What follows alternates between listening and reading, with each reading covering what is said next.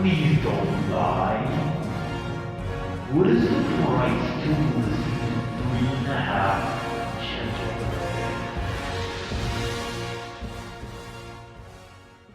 Bruce. No, then Wayne. Jared, then you get first. Okay, yeah. Yes. Yeah, it works. It's fine. Okay, fine. Are we I'm gonna ready? start the timer. Wait. Are we ready? I'm so excited. I'm not gonna lie. I'm so excited. This kind of feels like our first time that we've done this before. You know, when we first did our This is like first podcast? big Yeah, fish what all was over that? again. What was that episode? What was episode? Wait, Big whoa, Fish. Yeah, big fish. Let's hope this one It survives. was the big penguin, the penguin fish. See how things. Let's hope this one Goes full survives. Rat with wings. Who? Why does Brandon cut my lines? Why is he cutting my lines? You're cutting them yourself, buddy. Me? You cut my lines before this. I'm gonna start the timer over. All right. Timer over. All right. Here we go. Ready? Boom. And a 3, and a 2, and a 1. And go. Welcome back to another episode of season 3 of 3.5 Gentlemen, the podcast, where 3 of the 4 hosts provide a refined and intellectual analysis of movies from our private collections, and one of us tries desperately to keep up. We'll let you decide which host is which, but for now, my name is Sean, and with me, as always, are my co-hosts, Jeremiah, Vengeance, yo. Eddie, Bruce Wayne. and Brandon. Eddie fucking looks like a rat with wings. Still does. Even has a second That's take not around. nice. That's not nice. All right. This season, we decided that each of the hosts will pick a film from each decade, from the 70s to today, that amplifies the time period. Some of the films will be underrated, some classics, while others will be overwild piles of cinematic crap. To finish each decade, the hosts will have a group pick that wraps up the decade in style. As with every review we give, our goal is to answer one simple question. How many drinks does it take to get through the film we've just watched? At the end of the podcast, we're going to rate this film based on a scale of 0 to 5, with 0 being a perfect film that you can watch stone cold sober, and 5 being the sort of film that makes you want to solve a series of riddles to only find out that you were the target of the villain all along. It was you, Brandon. I'm Batman. Eddie. Tonight we are taking a break from our 2010 selections and bringing you a theatrical release review. As one of the most anticipated movies of 2022, we are excited to say that, it's pretty good. We're excited. Yeah, so we are. although the gentlemen are a little bit more spread out these days, we made it into the theater and very proud to bring you another special release of season 3. With that, what movie do we have emerging from the darkness tonight? Well, tonight we have Robert Pattinson's reboot of the fan favorite franchise entitled simply The Batman. The means a lot, not the dot here. This 2022 film, directed by Matt Reeves, finds a year 2 Batman venturing onto the streets of Gotham City to battle a growingly corrupt underworld of villains. When a sadistic killer emerges, leaving behind a trail of cryptic clues, the Batman follows the evidence as it hits closer to home than he would like. This film noir superhero film that's true. is rated, as of now, a week in, or not even a week in, 8.5 on IMDb, has a critic score of 85% and an audience score of 89% on Rotten Tomatoes. And the all-star cast... A little high. I think it's high. I think that's right about where it should be, if Sean's saying it. Go ahead. The all-star cast includes... No. The all-star cast includes Zoe Kravitz, Jeffrey Wright, Colin Farrell, Farrell, sorry, you Jeffrey spelled it Wright. wrong. Paul Dano, and the one and only John Turturro. No, Andy Serkis? What the hell? Oh, I forgot Andy Serkis. And Gollum. He wasn't on Yeah. the Rotten Tomatoes list. Go ahead, Jer. Oh, shit. I thought that was like Naturally one of good. That was actually really, really That good. was really good. Are you? That's who you are. The Batman. Okay. How about this? We need to talk about what our initial impressions were before going into the movie as a theatrical release. We all felt we needed to give a review, but this film had a lot of heat going into it. So, Brandon, you want to start? Yeah, so I think if you have ever listened to this podcast, then you know that I don't like superhero movies, with the exception of Spider-Man. No, wait, what was the last one? No Way Home. No Way Home. Fucking amazing movie.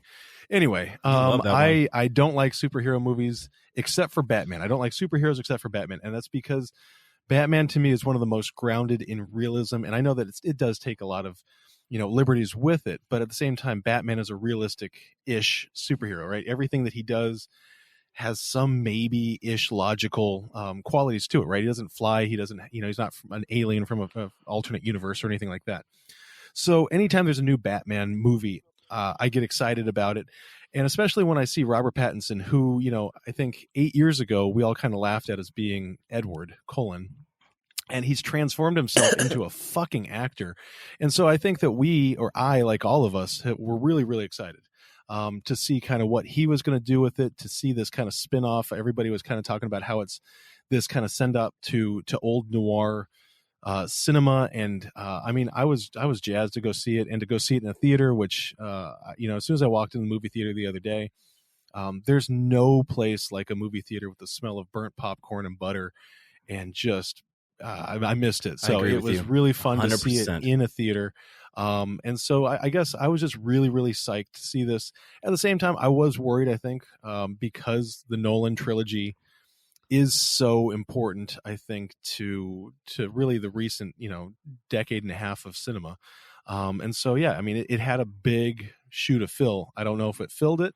We'll talk about that over the next hour. So, Fast Eddie, what do you think? Are we done? I give it. What are we rating scores? Impression. Dude, he's on a good one today. You're too much, man. I saw what you're doing today. Fear is a tool. You're trying to use fear as a tool with me. So no, it's not going to work. So the Batman, he's a superhero that growing up he was the guy that, like, he was the superhero to be. Just for me personally, I was looking forward to seeing this movie. And the Batman was a movie that, like, I was excited to see every Batman movie, but he's the only one, like all the other ones, all the other superheroes, you can't, like, naturally be. Batman actually related to you because he was, like, just a regular person who everyone could actually kind of be. You just put a mask on and you could change in and out of the costume. So I have a soft spot for any type of Batman movie. I will always see any Batman movie. It doesn't matter if it's Ben Affleck, Christian Bale, or a good old school Batman with, I was going to say George Clooney, duh. No, but yeah, I mean, I have nipples, George. Can you milk me? So I was really excited to see this movie, especially with the lineup cast. And I heard, like, great things about this movie, but I didn't, that's why I'm going to leave it there. I'm not going to be as long as Brandon, but Sean? Yeah, I was looking a lot forward to this one. I was one of the idiots who said Heath Ledger was the worst casting for the Joker in the history of the world. So when they cast, Robert Pattinson, I was like, all right, I'll give him a benefit of the doubt. I'll give everyone a benefit of the doubt. The people that I was most looking forward to see in this movie were Paul Dano. I think Paul Dano is one of the most underrated actors of his generation. Really looking forward to Colin Farrell, who, in my opinion, has really grown tremendously as an actor. So those were the two people, especially when HBO Max announced the show that they're doing based around Penguin. I was like, all right, this is going to be badass. So I was looking forward to it. The noir aspect of it really was appealing. I was super jazzed. Me and Eddie went and saw it in theaters together. I don't agree with you, Brandon, that the theater is the best place to see it.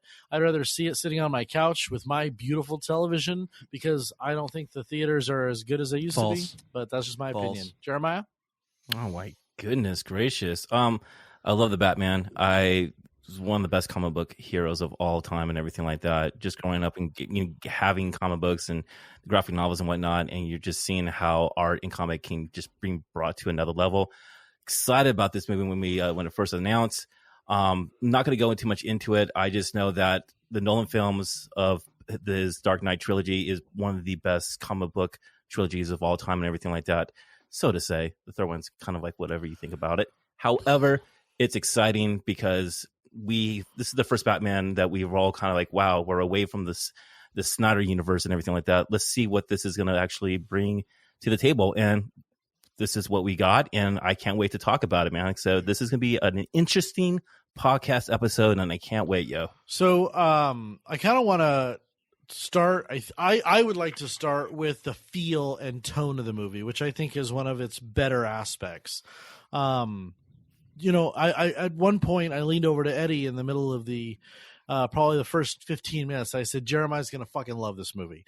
It's got a Dark City, Matrix 1, Blade Runner, gritty, heavy noir feel. I would even harken it back to who I am. Maltese Falcon, Casablanca. It's got a darkness and a grit to it. And I don't think that we get to see this on screen very often. So, Jeremiah, I'm sure you were just like, You were whacking off in the back row. Just Sean did say that Jeremy's gonna love this fucking movie. He's gonna fucking just whack off. I'm just gonna let you know. Okay, for the first 15 minutes, it was everything I wanted in a comic book movie. The opening sequence is so terrifying. It was like this Alfred Hitchcockish type of vibe where you see someone spying and lurking in and everything like that. And I love that you get to see, probably hands down, just saying, the best looking version of Gotham that we ever seen on film. I mean, it has like this 50s, 40s noir type of mix with hardcore 1970s vibe and little sprinkles of like, David Fincher and everything like that.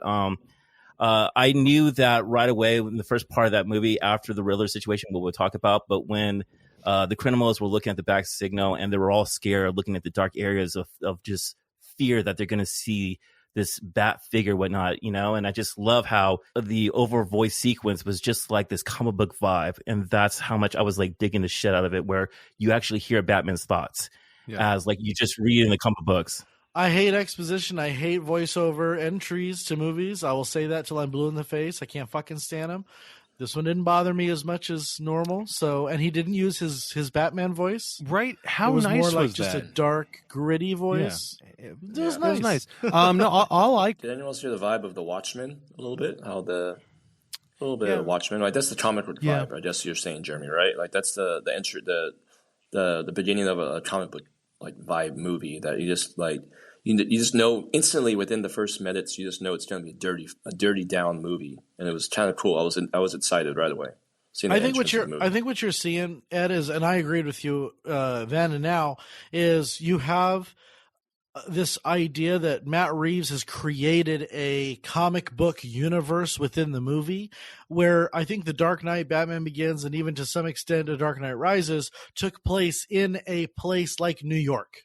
It just happened to be called Gotham City, where this is a very graphic city that is it's not on Earth. It's in a different realm, a different world. And speaking of that, all I could think of is that this is like a meteorological anomaly because it doesn't rain this much, this hard in any one place. And I kept thinking, like, honestly, stop raining. Seattle. But I mean, to me, I know.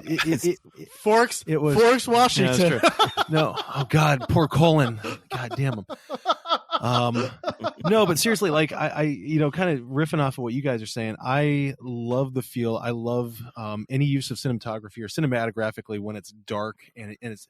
I know that most people, including Sean, I know you, hate when you stare at a screen and you're like, I don't really know what I'm looking at because it's so dark and the contrast is so dark on dark. But this uses it so well. I love when directors use that and cinematographers use that darkness. And I really feel like they nailed it here. And it's weird because I got more of a, like, this is a more New York vibe than any other previous Batman. I thought this was actually grounded in more of a realism feel and a more earthy feel than I can see that. Like the Nolan trilogy. I feel like that was more, I don't want to say comic booked up. It's so Chris. It's Chris Nolan. Just so Christopher Nolan. He shoots a building differently than anyone else shoots a building. Anyone else shoots a skyline. Yeah, it's just a different. It's to me, and just not to detract from what you said, Brandon, but Christopher Nolan is big. Oh, yeah. Everything is big. Yeah, you're right about that. This was very personal. Yeah. This was very gritty, very small, very personal. A perfect example of that. That was a positive. Yeah, and a perfect example of that. One of my favorite shots, not scenes, but shots, is when they're in the subway platform and the guy is getting beat up and about to get mugged and you hear the spurs, right? You hear the spurs, and I don't know if you guys caught that, but he's like wearing spurs, and it's that jangle, and they're just waiting and talking about the darkness and the black on black, and you just have this dark gaping hole of a tunnel basically, and he's going to walk out, and of course he does walk out. But man, the way that builds tension, Jeremy, you said, this Hitchcock feel. It was this tension and suspense that what's going to happen, but at the same time, you can't wait for that to happen. And I think that Matt Reeves did a fucking great job of building that tension throughout the whole movie. I don't think it was just at the beginning scenes. I feel like Matt Reeves just blended all the trilogies in a way. Like he blended Burton's gothic vibes to Nolan's modern realism and Frank Miller's graphic novel. And you have the Batman what you just saw on the screen. And going back to your point, Eddie, by the way, the reason I think you got a Watchmen feel to it is because I think this is based on the Frank Miller Batman Year 2, isn't it? Jeremiah, isn't that Frank Miller. accurate? Year 1. Also, Year 1. Excuse me. It's also part with the Long Halloween, which another thing that I love so much, that the movie starts right on Halloween. It's just like Year 2 of Batman, though, because he said like, this. Well, this is year right. But I'm saying the year comic, 2, but the vibe. Frank Miller, Frank Miller did a comic of Batman year 1, right? That's correct. So so that's what I'm saying. I think that's what you're feeling too, because he also did Watchmen. So I do have I have a stupid question that I just want to get out of the way now before we start breaking it down. It's just Alan Moore did Watchmen. I'm sorry about that. Alan Moore. Oh, excuse me. I'm sorry. And Moore is fucking amazing. I mean, but he also does like dark and gritty, I think, better than a lot of comic book and graphic novelists. No, stupid question, I know, but I know that you guys will have the answer for. So is this not going to tie into the DC universe then that they're creating with? Nope. Okay, so this is a standalone. So Ben Affleck is still technically Batman in that realm, or has he been fired? In the Snyder universe and whatnot. They're still building he was supposed to be the Batman, and he was supposed to direct this Batman, and then I believe he just couldn't do it because he was probably going to drink himself to death or something, allegedly, or something like that. And he's like, I just can't do it. And then Matt Reeves came in and decided, like, I'm going to do this kind of detective noir type of film, just a full-on the greatest spin-off, detective story of what Batman is. Separate. It's just it's a league of its own. It's just a young Batman. It's just a young Batman movie before the rest of the world. So before we get into the characters and the story, I want to talk a second about the score because the score, in my opinion, I'm a John Williams guy through and through. A movie should be light and beautiful and complex. This movie was not necessarily super complex. It had the same theme, beat after beat after beat, scene after scene, and they used it differently every single scene with different intensities. And it worked so but well. You have that, and you've got the Nirvana, the use of that Nirvana song at the beginning and at the end. Yes. I mean, I like Nirvana. I think that we all appreciate Nirvana for whatever reasons we appreciate them. I think it differs, right? But Jeremiah's like to different levels. Hell yeah! Right? But the use of that, and I know that was used in the trailer, I think, or at least one of the teasers. But the fact that you see that twice throughout the movie, and I just think it caught the perfect vibe. Because you have the Cobain, vibe of his life and that song and the way that he's singing it and the kind of the feeling that he represented, and it's kind of cast onto Robert Pattinson as Batman. I just feel like it's about somebody who feels like the weight of the world is just on their shoulders and it's just eating at them. And I think that it was just a beautiful, perfect use of music. Yeah. Michael Giacchino, right? Is that how you pronounce his last name? Giacchino? Giuciano. Giacchino? I thought it was Gucciano, or I always call him Gucciino, but he did Lost. I think his score is brilliant. I think it's on another level as a Batman theme. I mean, the main theme, it had like this Imperial March vibe, like from The Empire Strikes Back, It just had like this dark undertone, and then some of the scores when like the Riddler is in and whatnot, which the beginning of the sequence, that first terrifying sequence, it's like it had like this like shining 1970s horror score, it was just so crazy. But dude, Michael score is unbelievable on this, and you're right, Something in the Way, Nirvana, that is one of the most depressing songs, and the lyrics are hardcore. All the animals I trap have all become my pets, It's a mirror of what this Batman is going through. It's just like, it's the saddest thing, like a person is reflecting like, I have done everything and there's nothing I can do at the end of it, Eddie, what do you think? And going to the score, I'm sorry, Eddie, let me jump in for a second.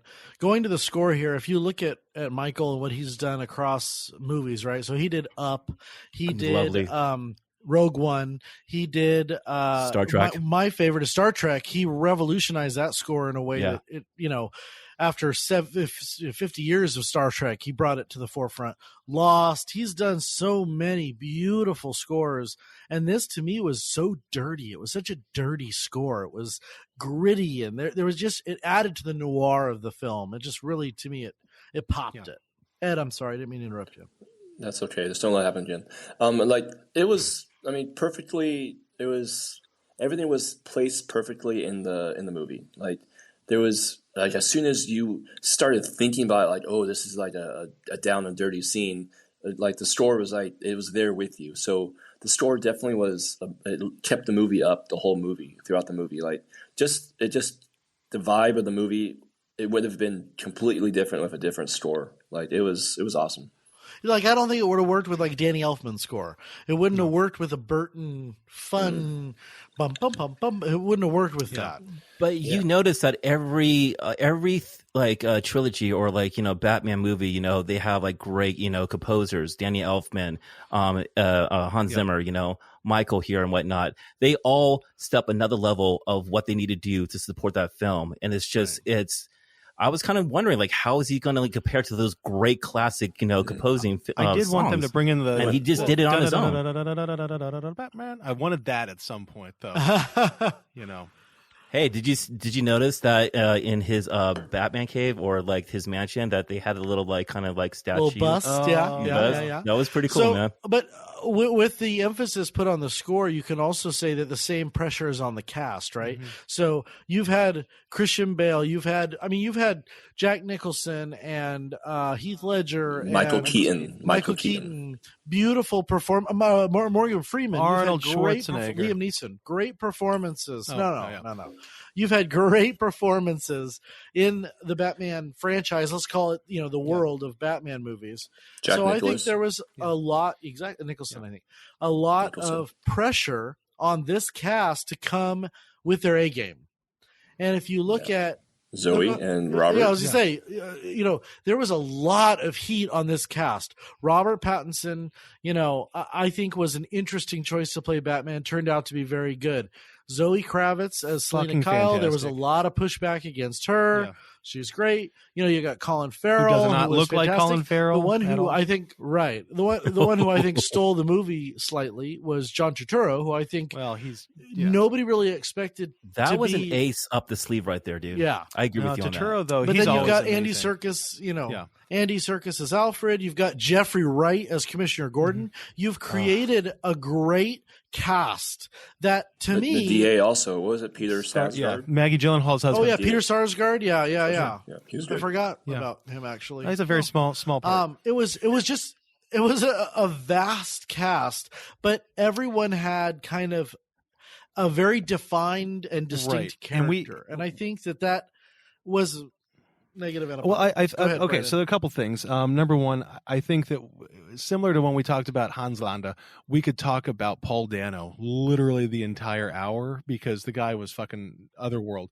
But one thing I thought was interesting is that this is the first Batman movie that I can think of where we hardly see Batman as Bruce Wayne, right? He's almost the entire time as Batman. The two scenes that I can think of, 3 scenes that he's Bruce Wayne, he's not the focus. We don't really get to see Robert Pattinson as Bruce Wayne. So I'm looking forward to movie 2, to seeing him as a little bit more developed as a character on the Bruce Wayne side. And I thought it was interesting how he's shown to be completely obsessed as the Batman, that it's completely taking over his entire life. But if we're going to talk about I actually like that one, or you liked that it was more Batman? Well, I just like that, you know, this is the Batman, mm-hmm. You know.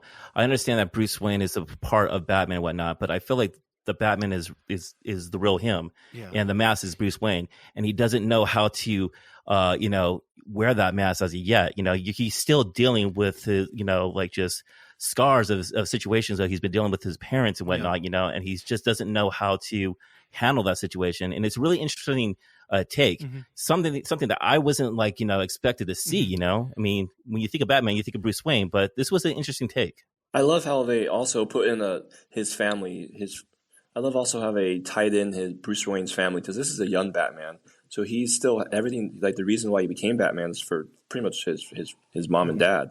So like that's a big part of him. So I love how every Batman you always get the origins of Batman, but this one was just like it was still tied in throughout like the whole movie, and it was just like was an emo Batman almost at first. Like he was a emotional Batman, like with his hairstyle and everything. It was different, and it was a young Batman who was just like, oh, this guy's still feeling the downs of his. That's where you see the Nirvana song coming in and really kind of characterizing him in that moment. Emo Batman, emo Batman. Yeah, Jared. Technically, would you call him grunge Batman? I mean, it's Nirvana's a grunge man.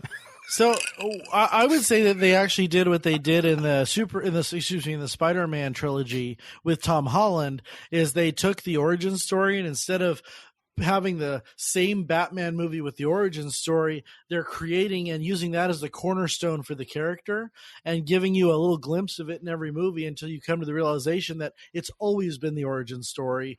It's just not one. It's not relegated to one. And how movie. Fucking amazing and freeing was that? Because I love that. I was so tired of seeing Bruce Wayne's parents getting murdered and him watching as a little boy and then growing up. Exactly. It was just so annoying. I leaned over to I leaned over to Eddie in the middle. In the middle of the movie. I was like, if I have to see his parents die one more goddamn time, right? The same story over. To me, I loved it. It was the same popcorn falling down on the street. Yeah.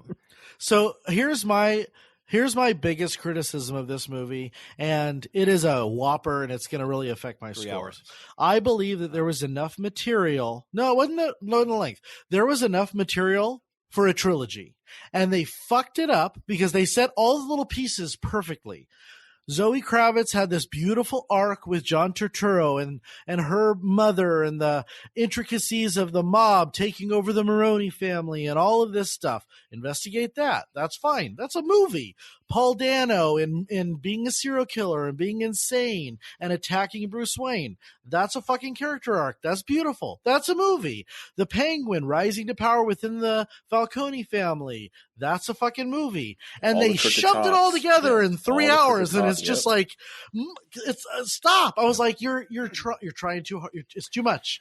But to me, that goes along with, because this is the detractor, is the 3 hours, and it's not that there's 3 hours, but it's the fullest 3 hours, right? You don't get any kind of establishing shots. It's just something is always happening, and and I agree with you, Sean, that there's just so much packed in here that I don't think we have 3 movies, but we definitely have 2.5 hour movies that would have been better developed. The noir concept is that you follow this detective and he reaches his end and he explains how he got there, and you've got this Sherlock Holmesian arrival at the truth. And you do that through slow contemplation and pacing and having Batman come to the realization that the Joker is Paul Dano, that the Paul Dano is going after him as Bruce Wayne, not as Batman. Even at the end of the movie, you had this great reveal that Paul Dano, that the Riddler, still didn't know that Bruce Wayne was Batman, even though you thought that he did. Yeah. Like the whole time you thought he did. I think seriously, like, I don't mind it being this long and regarding to this, because every noir picture, you have characters and you have situations and things that kind of just like, introduce themselves, and they actually reveal like what's happening here. I kind of actually dug that, because you know what, even though it seemed like they had all these arcs and whatnot, I was thinking into my mind, just like, yo, this is the first movie. What's going to be like the second movie? I mean, is this going to be this overall craziness, arc? So let me jump in. So I feel like I was kind of agreeing with Sean a little bit. They wrapped up. It's almost like towards the end of the movie, like, oh, we have to wrap up the story of Bruce and Selena Kyle fast. She's fucking coming back. Let's wrap up that fast. I know, but they're like wrapping up these. They're wrapping up these little, like, they could have made it larger. Yeah. I felt like, so these little areas, like 15-minute pockets of story, like it just led to the next part. They easily could have wrapped it up a little bit, like, just don't go into that and just save that for the next movie. Because they had these good stories that they could have made it larger amount. Like, I would have really wished to see more of a Carmen Falcone, like maybe an all-out battle, like at the very end with like Batman, like a little bit more fighting scenes. Like, I don't know. And so, Jer, I think going off of what you say, because I agree that I actually liked it a lot more than Sean did. But I don't think I liked it as much as you did. And one of the reasons was because I love the noir, but noir is characterized by slow progress. It's characterized by moody quietude. And you think of something even like Chinatown, where you just have these shots and scenes of just kind of silence, and things are happening, but they're happening all below the surface. with this movie, everything is so above the surface. Everything is happening in our face, and there's really no time for us to kind of digest what we're getting. And it's got a really good mystery, like the whole story behind it, the Riddler, all these things happening. I wanted there to be more quiet solitude moments. That's what I was digging a lot about that. Yeah. Like chatting to one of our audience, they give an interesting facts. Like if you took Batman out of this movie, this is a very detective crime thriller type of a movie. Absolutely. Absolutely. It's just and crazy it's when you David think Fincher. about it. You mentioned him before, but it's got such a David Fincher vibe to it, right? It reminds me of Zodiac. It reminds me of Girl with Dragon Tattoo. Seven. Yeah, 1000%.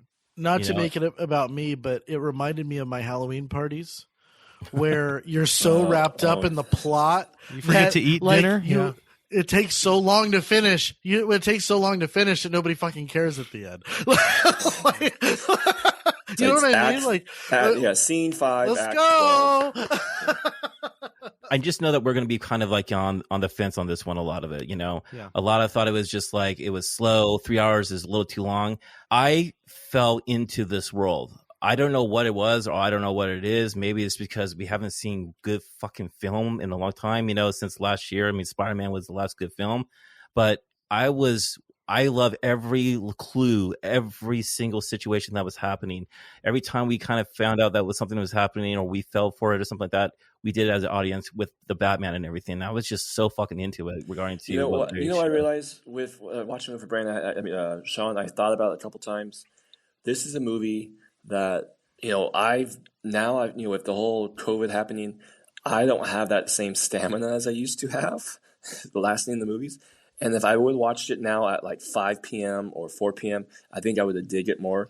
I watched it, at 9 o'clock, and before you know it, it's 12 o'clock. I'm like, shit, I'm tired. Not only did we watch it at 9 o'clock, but we were way too close to the screen. We were in the my God. And I had up like this. Yeah, we were not looking that bad. Up, it wasn't that bad. It was pretty bad. We weren't in. We were in the first row of not doing that. And I've had an eye infection for like a week and a half, and so I'm watching this movie with one fucking eye. I was miserable. Not my fault. Not my fault. You have a pink eye there. Bro. Yeah, but it is your fault. The seats were trash. It was that, or we were on the door at 10:30. I guess maybe it's just a theater experience, because seriously, like I was like in this perfect spot, and I just had the biggest fucking screen, and it was at like around 10:30 or 11 o'clock in the morning, and I was just like, "This is the best fucking day ever, man!" Like I was at 1:40. I didn't want it to end, but I'll tell you this much: if you're listening to this, and if you watch this movie next week and whatnot, I totally recommend not to fucking drink anything, because you will fucking have to piss. And you don't want to do I that. did. Yeah, don't drink. You buy it, but don't drink it till like an hour and a half in. Wait. So I want to. See, I'm looking forward to watching this again. But go ahead. Oh no, I want to bring it over to another character. Okay, so I want to talk about one of my favorite. I think it was absolutely my favorite scenes of this entire movie, and that is the Alfred Bruce Wayne conversation in the hospital. To me, that was absolute. That's what acting is. The way that Andy Serkis, who I think is actually one of the most underrated actors, right? Every time we see him, he's fucking amazing. And I don't just mean when he's got CGI motion capture suit on. So here's the thing about that scene, right? About that scene is the transition. That's the catalyst for everything that happens after that. That's a scene that we need to know, because it gives us all of the background information, and it confirms things that we're kind of like, were the Waynes good? Were the Waynes not good? Right? We talked to Turturro, we talked to Falcone, and he's like, "Oh yeah, I did this for your dad because he asked for it." And then we find out this other opinion of it, and everybody believes Alfred. I don't care if it's Michael Caine or if it's Andy Serkis. We just love Alfred as that character. But the way that he's a broken Jeremy Irons. Oh yeah, he's fucking good, right? But listen, the way that Andy Serkis presents this as a broken character, but also as somebody who is not obsessed with, not in love with, and not even idolizing, but somebody who just looks at Bruce's dad, I can't remember his name, but Wayne, as a friend. Thomas Wayne as a friend, but also holding him accountable and saying he fucked up, he screwed up, and he knew that he screwed up, but he didn't screw up in the way that you thought. And the way that Pattinson plays that in one of the very few moments that we get him as Bruce Wayne, I think that is such an underwhelming scene that really is so fucking important for the entire movie. That's an interesting take, Brandon. I agree with you. I think Andy Serkis. I would have liked to see a little bit more of Andy Serkis. I would have liked to see a little bit more of their relationship. One of the things that always irritates me about the movies without Michael Caine is that you don't see enough Alfred. Alfred is the best part to me of the Bruce Wayne relationship. And I thought that Michael Caine did such a wonderful job bringing a pace to the Dark Knight trilogy and giving just those little pearls of wisdom. I thought we missed that a little bit. And you're right, Brad. I think this was one of the better scenes. The scene where he has them eat breakfast, like the berries, to me, that was such a different side of him, a different side of Alfred. He was the stern quartermaster, like, we need to get you fed and hydrated because you need to also, be I Bruce like how Wayne. he was eating him like a bat, by the way. That was kind of like, oh, that's kind of funny, actually. He's all nice and everything. This Alfred had me feeling like this Alfred is actually running the business because Bruce Wayne is really lost. He doesn't this want Alfred, it. Compared to other Alfreds, this Alfred's like really, he's like part of the business before when the dad died. Like he took over, it was like his, like Sean was saying, like that was his friend. I feel like we got that a little bit with Michael Caine, though. He takes it real didn't personal. we got that a little bit with Michael Caine in Batman Begins. Yeah, because I feel like there's an age difference with Batman Begins with Michael Caine with the Bruce Wayne's dad. This one, I felt like there was more friendship with Alfred and Thomas Wayne. To me, it's actually, I think it's deeper than friendship. It's this loyalty and this brotherhood that I think that, in my head, this is not in the story, but I get this backstory of maybe Thomas Wayne helping Alfred and bringing him in at a time when Alfred was kind of down and out, and Alfred then took the mantle. Was that one show, Pennyworth? Yeah. Pennyworth. And then Alfred I like the age difference between Alfred and Bruce because I feel like it's not father-son or grandfather-son. It's more brothers. It's more the Sirius Black to Harry Potter.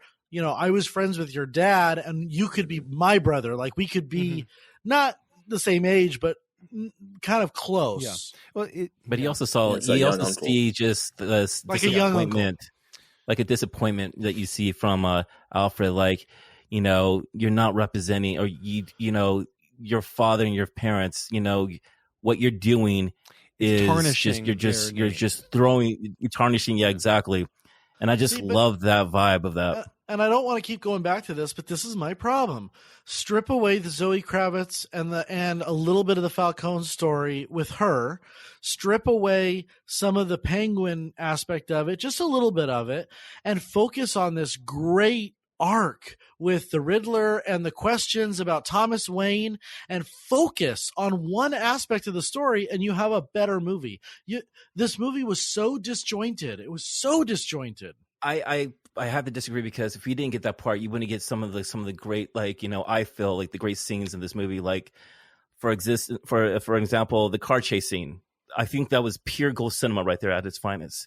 That's probably one of the greatest car chases scenes in a long time I've ever seen. Seriously, I mean, Fast and Furious fans and people, you should take note of how to fucking film a shit like that, dude. I agree with you, Jeremy, but what we didn't need is the girl and Zoe Kravitz being protected by Zoe Kravitz, her showing up in the trunk. That whole 15 minutes of the movie did not impact the Batman storyline.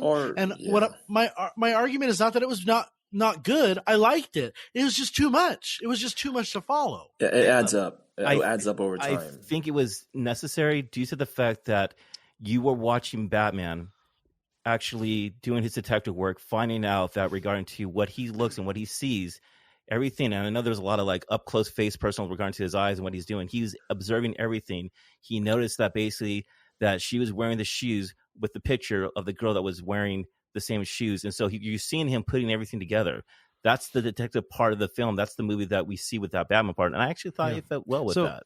What about the very end with the 4-minute, 5-minute motorcycle joyride? That was fantastic. Let me get to my. That was good. Let me get to my summary about that, yo. Let me get to my summary about that. I thought that they were gonna go to the Bat Cave. I literally leaned over to Hannah when I was watching. I was like, "Why do we have that?" Oh, It should have just ended right there on the towers. On You the know, tower. yeah, that's what it should have ended. The right there.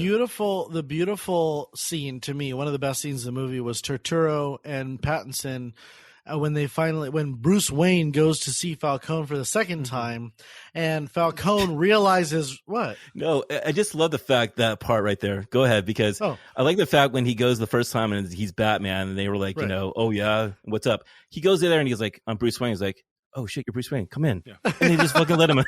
We know who you are. Come on in. The twins.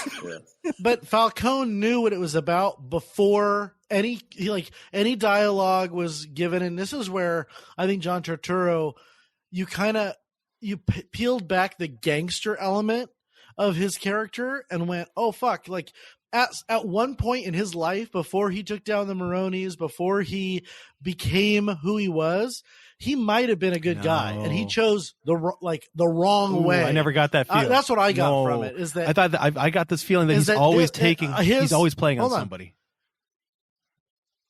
See, I think that this moment with Thomas Wayne, this moment where he killed the guy, right? He killed the reporter. I think that was his cornerstone. That established him as a crime boss. That's the moment that he changed from trying to help the city to being the crime boss. I really do. So here's what I get is, and this is coming off of what Alfred says, is that he killed that guy. He had no intention of doing anything else except for killing that guy so that he could always hold that over Thomas Wayne. So to me, this is an example of him always playing everybody around him. And I think it's a great character point. It was Thomas going to actually go to the police and actually, you know, turn that situation. Yeah, he would. And then you get the idea that, you know, he hired somebody. Falcone killed Thomas Wayne. Exactly.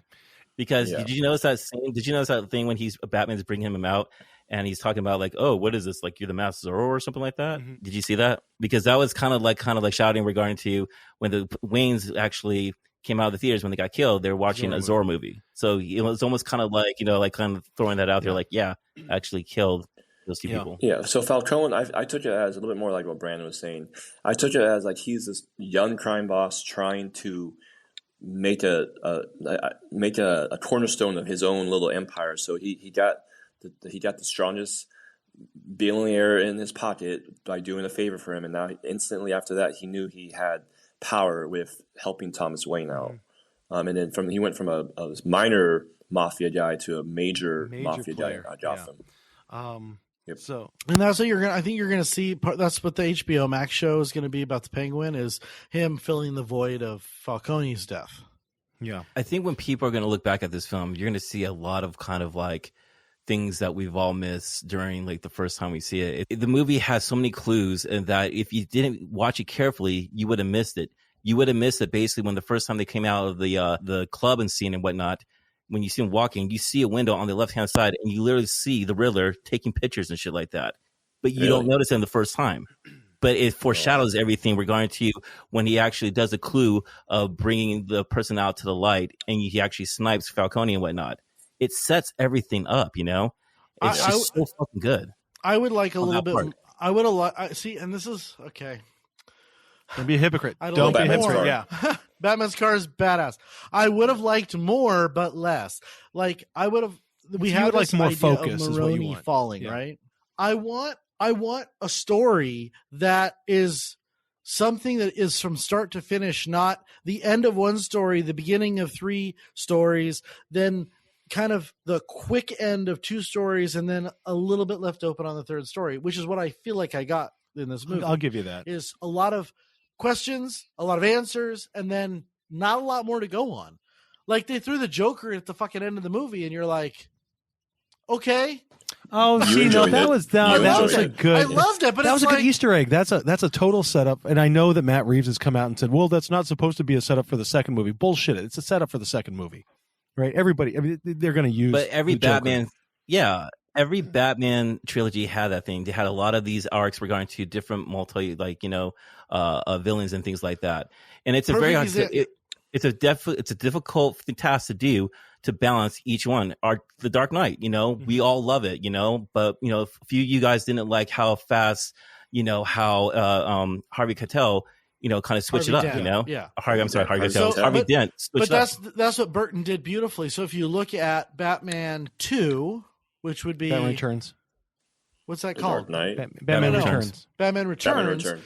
You had Harvey Dent in that movie, played by Billy D. Williams.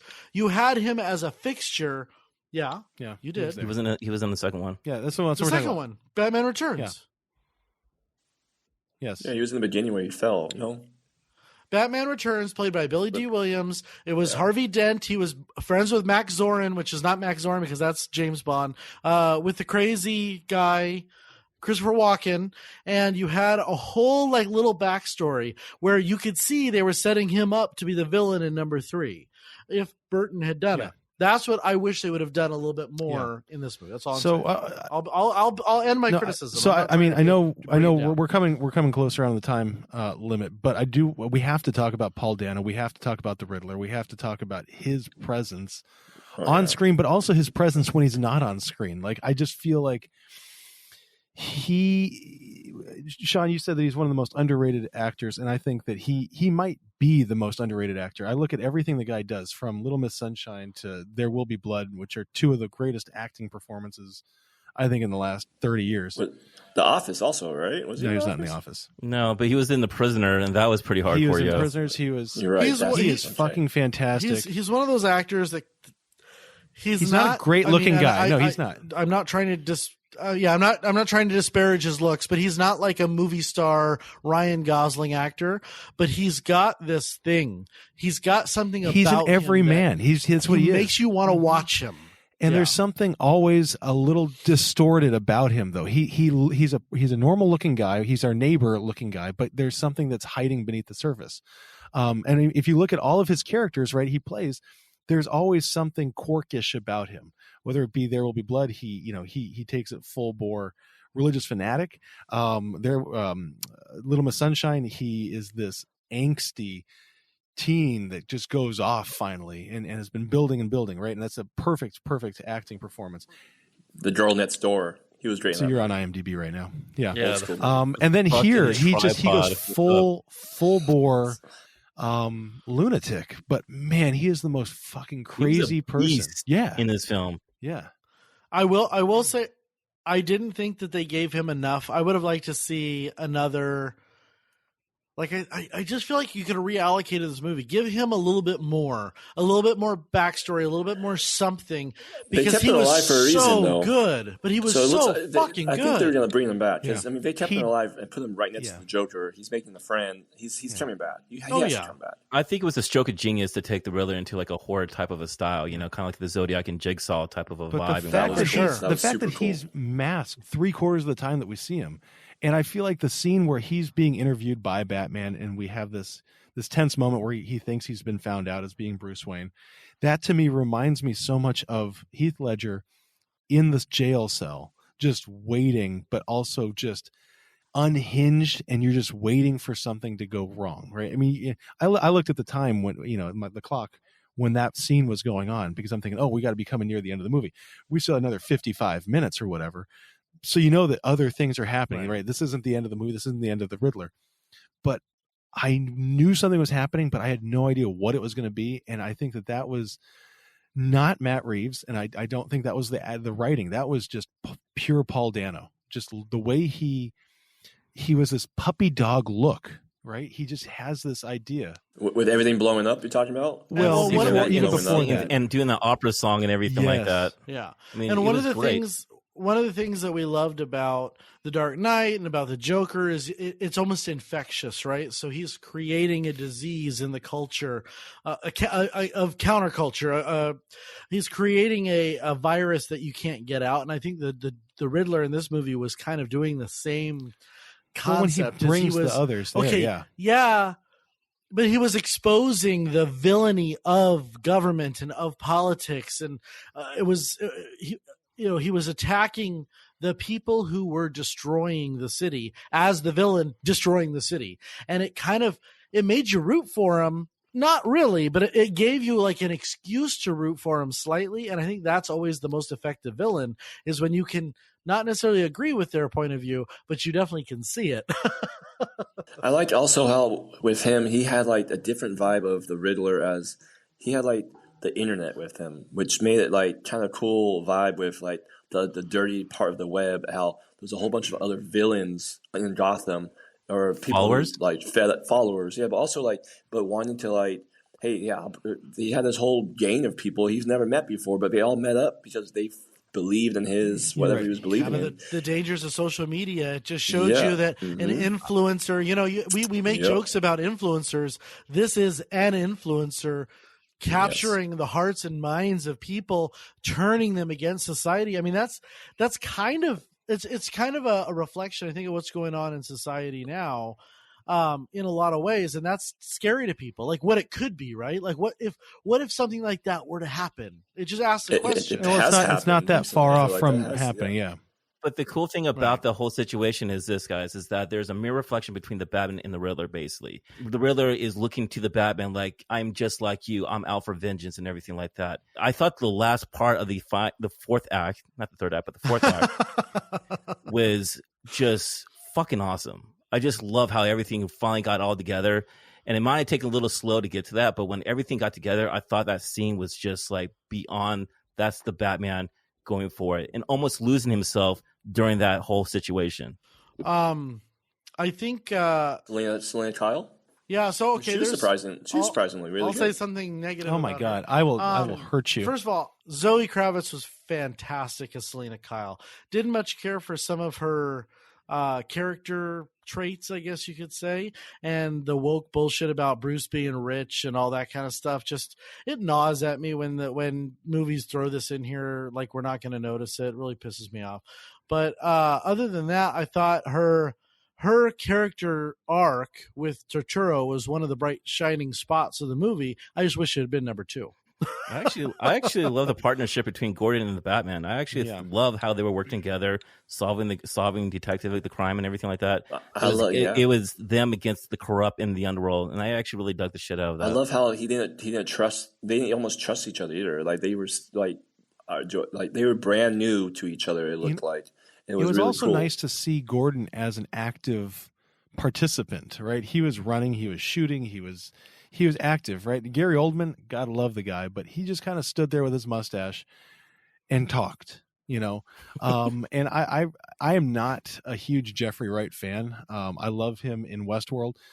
Westworld has saved my opinion of Jeffrey Wright. It's just there's something about him that just kind of turns me off.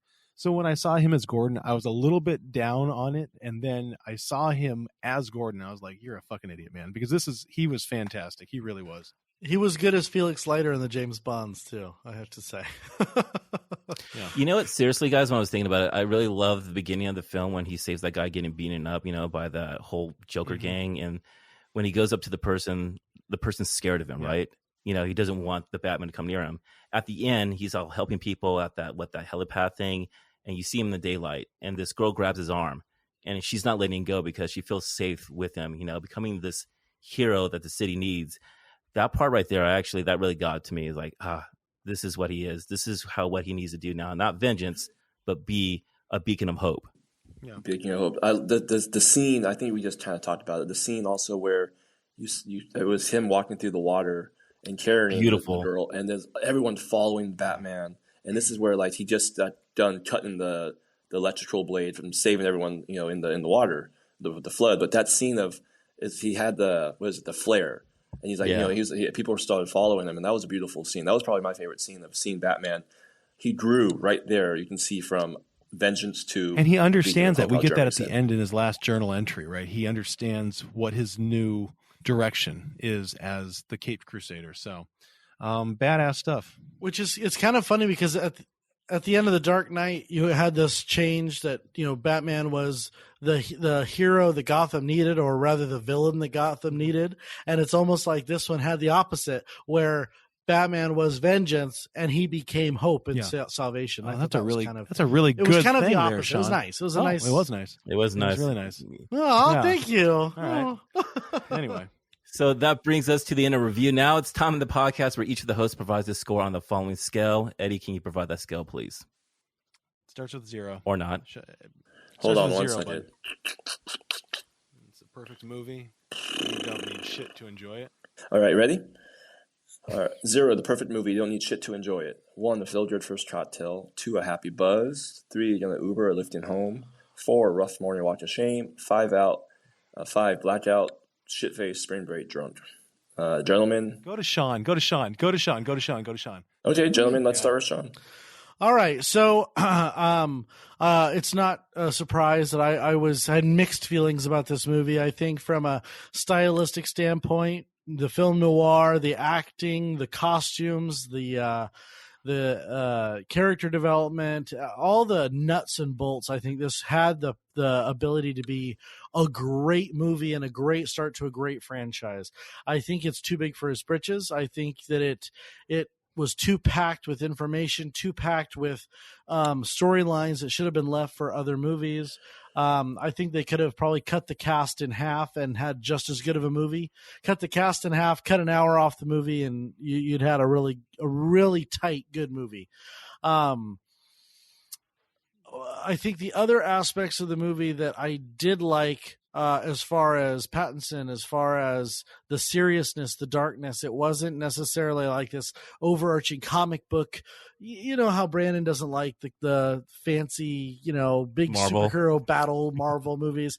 You had a very gritty car chase. You had a very gritty fighting, very hand-to-hand combat. I thought all of that was really positive. But for me, I could not get past the muddled and sometimes very difficult to follow plot lines that were so far intertwined that to me it diminished the overall feeling of the movie. And so for that, I'm going to give it a 3. Your Uber lifting home. I think that I'm really still looking forward to the sequels. I would recommend this movie, but it's still not where it should be. It's really, it had all the little instruments to be perfect, and it was actually higher than I thought, or better than. So it's not a 2.5. No, it's a 3. It's a 3. Yeah. It's better than I thought you were going to give it, Sean. It's below average. This movie was below average because it failed I think it failed in its mandate, which was to save really save DC, and it had all the pieces. I can start now. Ed, go ahead. Sorry. Okay, it's okay.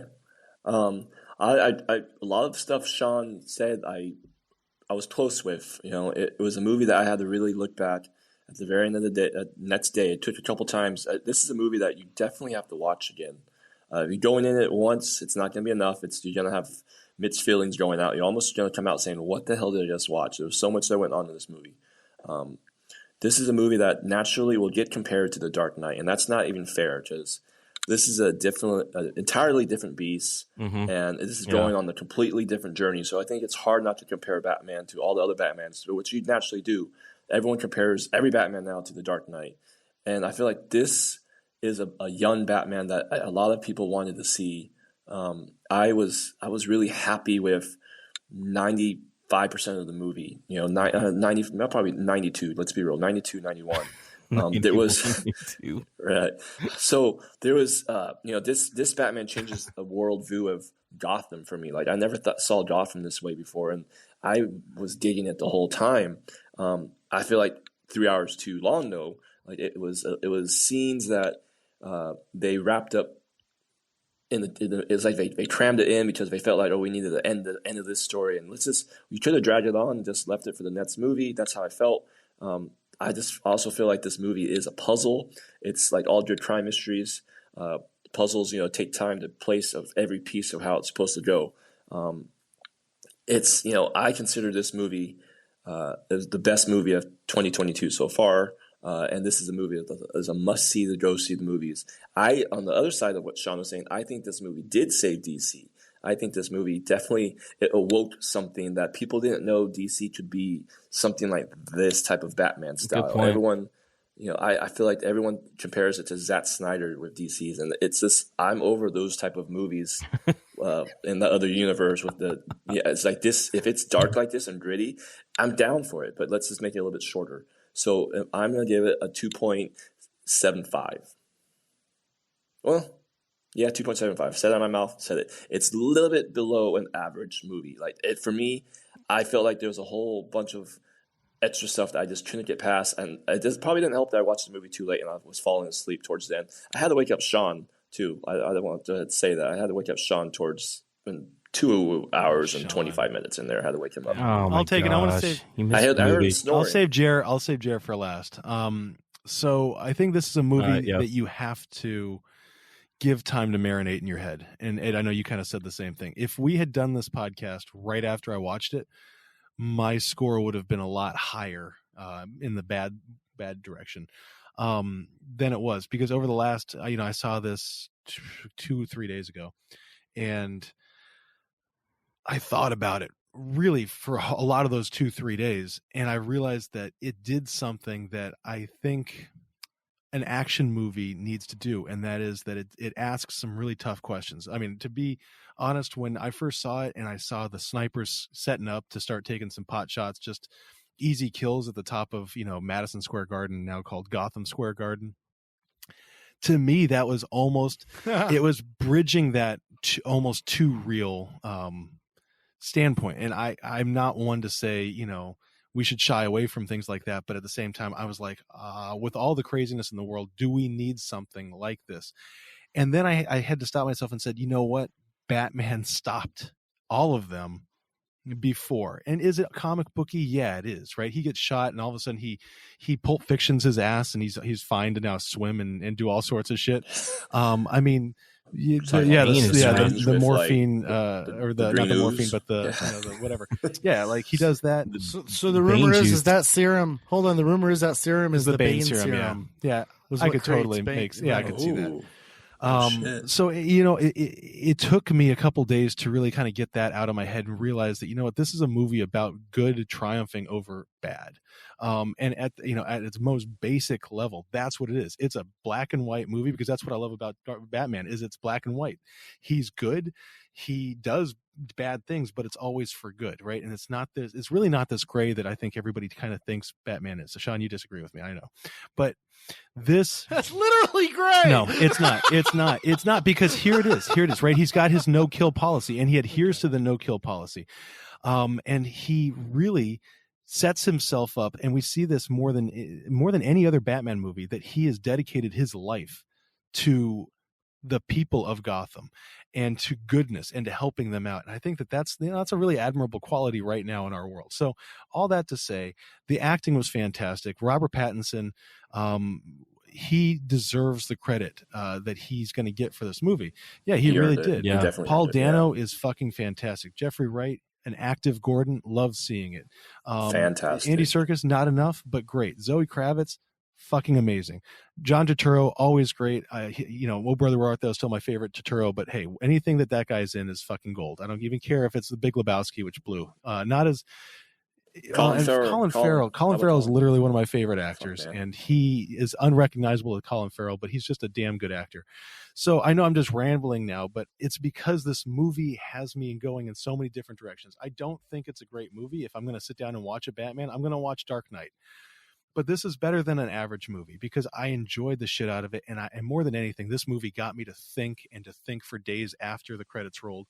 And for that, I'm going to give it a 2. I'm going to give it a happy buzz. I think that it had the possibility of being in the 0.5 to 1 category. Absolutely. And I think that the length of it, and more than anything, the complexity, not of story, but of action, of pacing, just really detracted from its quality. It needed those slow, meandering moments. I want to watch Batman just walk down an alleyway. I want to see that. And we just didn't get enough of it. So, Matt Reeves, if you're listening, give us some more of that for the Batman 2. Jer, take us away. Just a little quiet contemplation. Yes, just a minute. That's all I want, Matt. Please do that for us. I have to say I was surprised by this film. I feel like we got the Batman version I never dreamed I thought it could be possible. I mean, it's the world's greatest detective in a gritty, dark action thriller noir story, and to put it in a way, I think it's the best Batman film since The Dark Knight. It's the best looking Batman film in my books, the best version of Gotham that we've ever seen. I think the entire film was visually stunning. I think the score, it's a character on its own, and I think it really supports the film in a lot of ways.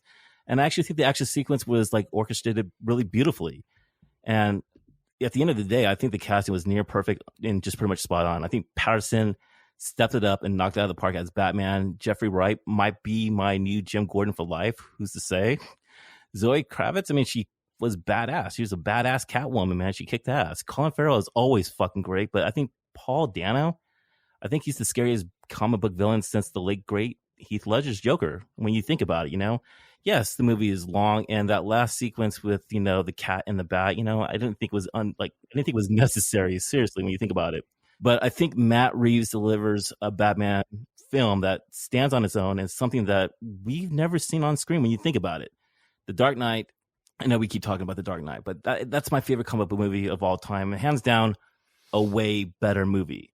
But I honestly believe that with more time, you will see that this is going to be a better Batman film once we actually watch this over and over. So for me, this is a 1.50 right here for me, guys. Oh, wow. I really enjoyed the shit out of this one. Have you ever seen The Maltese Falcon? No, I have not. You need to watch that movie because it'll be your new favorite movie of all time. Because it's very, very similar to the feel of this. It's really similar to the feel. I enjoy the Batman animated films back in the 90s and whatnot, and that's that pretty much remind me of this film right here. So it really kind of got me it just got to me right here. So Ed, when you take that 3, that 2.75, that 2, and that 1.5, and you add them together and divide by 4, what does that give the Batman a score of? I think we just lost Eddie. Did we just lose Eddie? Yeah. I think we just lost Eddie. All right, Brandon, when we take those scores and add them up and divide by 4, what does that get the Batman? That gives us a roundabout score of 2.3125. I'm going to say that again, 2.3125. Boom. Let me just add this here one second, guys. Jeremiah, on the pantheon of movies that we've scored, where does that put the Batman on our list? Putting that information right now. Say that one more time. What was the score, 2.3125. Okay, so right now it's going to be in our 28th. No, it's in the 29th spot. It's between Hocus Pocus 2.3 and better than Hocus Pocus. It's better than North by Northwest. It's better than It is better than North by Northwest. Yeah, okay, I'll give it that. But it is better than Hocus Pocus. So what give me? It is better. Yeah, but Hocus Pocus has that nostalgic kid feel. So I mean, come on. So basically, the Black Panther is better than this. Twilight's better than this. Edward. Christmas Vacation is better than this. Watchmen's better than this. And then the movie is better than Die Hard, Harry Potter, The Greatest Showman, Grease. Yeah. So that's where we're at right now. I don't think that's necessarily that far off. So it's about where it should be, right, Sean? All right, let's wrap it up. Yeah, always, of course. As long as it's better than Point Break, I think we're fine. Check that one off the list. If you enjoyed our review or a fan of the podcast, we ask that you please subscribe wherever you're listening and leave us a 5-star review on iTunes. You can find us on Instagram at @the.gentlemanpodcast. You can visit our website at thegentlemanpodcast.com. Or if you want, we'd love to hear from you. Please reach out to us by email at hosts with an S, HOSTS, at thegentlemanpodcast.com. Thank you all for listening. And Jeremiah. Jeremiah, what movie do we have in 2 weeks? In 2 weeks, we're actually going to do a special edition of our podcast because it's going to be our 75th episode, not including this one, and we're going to be doing Sean's James Bond film. 2010's pick. So my 2010's pick? It's happening, man. It's all happening. Doing what movie, Sean? Skyfall. James Bond. We can stop the singing now. What? No, that's good. I'm so excited. All right. Well, thank you all for listening. And it's happening. It's so happening. You have no idea. You have no idea. The world's going to end before you guys actually get to hear it. It's going down. Yeah, World War III. Here we go. World War III is going to happen. Cheers, gentlemen, and we'll see you in 2 weeks. See you 2 weeks, guys.